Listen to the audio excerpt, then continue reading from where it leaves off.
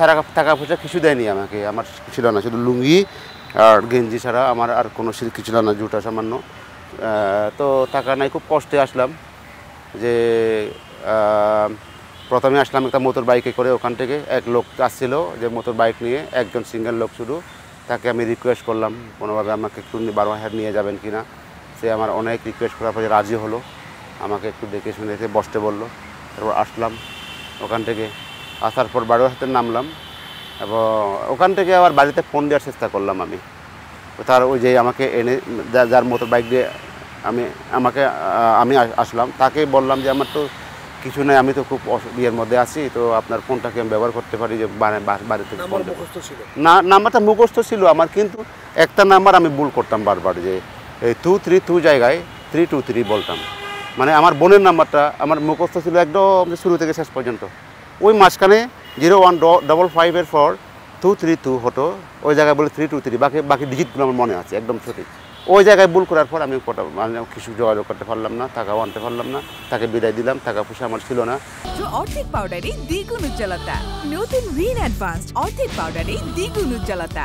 পরে ঘুরতে একটু টাকা চাইলাম, একটা জায়গায় গিয়ে একটা দোকানে গিয়ে একটু হাত পাতলাম যে ভাই আমাকে টাকা দেন প্লিজ, টাকা পয়সা আমার না, একটু দেন না ভাই বললাম, কিন্তু আমাকে টাকা দিল না, পেলাম না, আমি দোকান থেকে পেলাম না। তারপর সে আমাকে বললো আমি তো কর্মচারী মালিক নই, আমার কাছে টাকা নাই। তারপরে ফিরে আসলাম, অনেক তখন ক্ষুধার মানে ঘুম, আমার দুর্বলতা সব কিছু মিলে অসহায় অবস্থা, মানে ঘুরতে পরে একটা চয়েস বাস ওখান থেকে ছাড়ে, লোকাল বাস বারোহাটে চট্টগ্রাম আসে। তারপর আমি ওই ড্রাইভারকে বললাম যে ভাই একটু আমাকে কাইন্ডলি প্লিজ নিয়ে যান না একটু চট্টগ্রামে, আমার টাকা নাই, টাকা দিতে পারবো না ভাই, আমার হাতে কোনো টাকা নাই, আসলে আমি ভাড়া দিতে পারবো না, দয়া করে যদি আমাকে নেন অনেক উপকার হবে, আমি খুব বিপদে পড়া এক লোক। মানে আমার দুঃখের কথা, কষ্ট করে তাকে বুঝালাম, না বলি নাই যে আমার ঘটনার কথা বলি নাই, শুধু মানে তাকে একটু ইয়ে করে বললাম, সে রাজি হলো, আমাকে বসতে বললো। তারপরে এইভাবে আমি তারপর একটা ঘটনা ঘটে, এর মধ্যে তার হেল্প আমাকে নামিয়ে চাচ্ছিল না, হাসিনা পালাইছে, অত দেশে কী হয়েছে আমি কিছু বুঝিনি। পরে আসার সময় একটা পত্রিকায় এক লোক পত্রিকা কিনেছিল, বাংলাদেশ প্রতিদিন সম্ভবত, নাকি আমাদের সময় বুঝতে পারছি না, বাংলাদেশ প্রতিদিন সম্ভবত। ওখানে লেখা ছিল নতুন সরকারের প্রতীক্ষায় দেশ।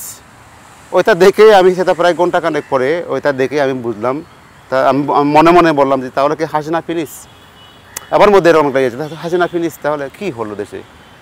মানে তারপরে কিছু দেখলাম ভাঙচুর, ক্ষয়ক্ষতি, অনেক কিছু, পুলিশের নানা রকম রিপোর্ট, হেডলাইন আমি দেখি না, খালি চোখে দেখতাম না, পড়তে পারতাম না। তারপরে আমি শুধু হেডলাইনগুলো পড়তে পারি, একটু রাখা, দূর থেকে তো বাস করে রাখা, সব কিছু দেখা যায় না, তোর আন্দাজ করতে পারলাম দেশে কিছু একটা হয়েছে।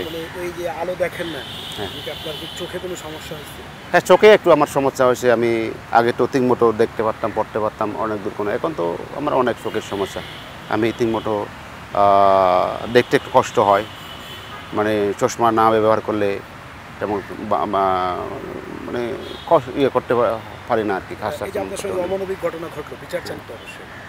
হ্যাঁ, আমি চাই, হ্যাঁ আমি অবশ্যই চাই যারা এই ঘটনার সাথে মানে এই সিস্টেমটা যারা চালু করেছিল, এটা চরম অমানবিক, মানুষের সমস্ত মানবাধিকার লঙ্ঘন করে, তার মানবাধিকার বঞ্চিত করে একজন মানুষকে সেখানে এরকম একটা অমানবিক জায়গা মানে ব্যবস্থায় মাসের পর মাস, বছরের পর বছর রাখা, এটা তো একটা বড় রকমের অপরাধ।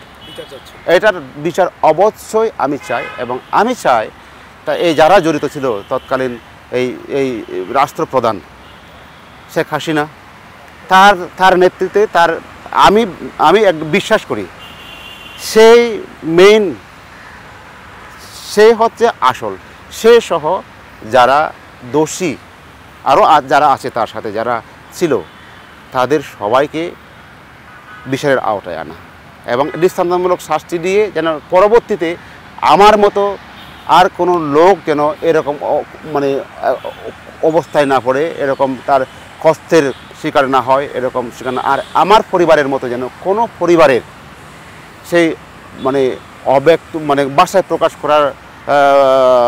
করতে না পারার মতো যে কষ্ট তারা বয়ে বেরিয়েছিল এতদিন, এরকম অবস্থা কোনো পরিবারের না হয়। তো এই কারণে তাদের শাস্তি দিতে হবে এবং এই ব্যবস্থাকে উচ্ছেদ করতে হবে। আর এখনও যারা নিখোঁজ রয়েছে, আমি এখনও শুনতে পাচ্ছি যে মায়ের ডাক থেকে শুরু করে, বিশেষ করে মায়ের ডাক, তারা যে তাদের যে অনেক লোকের এখনও নিখোঁজের কথা বলছে, আমি এই বর্তমান সরকারের কাছে সেটাও দাবি জানাবো যে এই লোকদেরকে খুঁজে বের করে তাদের পরিবারের হাতে তুলে দেওয়া, এবং এমনকি তাদের যদি সাথে না হয় তাদের কি হয়েছে তা তাদের পরিবারকে জানাতে হবে সরকারের, এই দাবি আমি জানাই।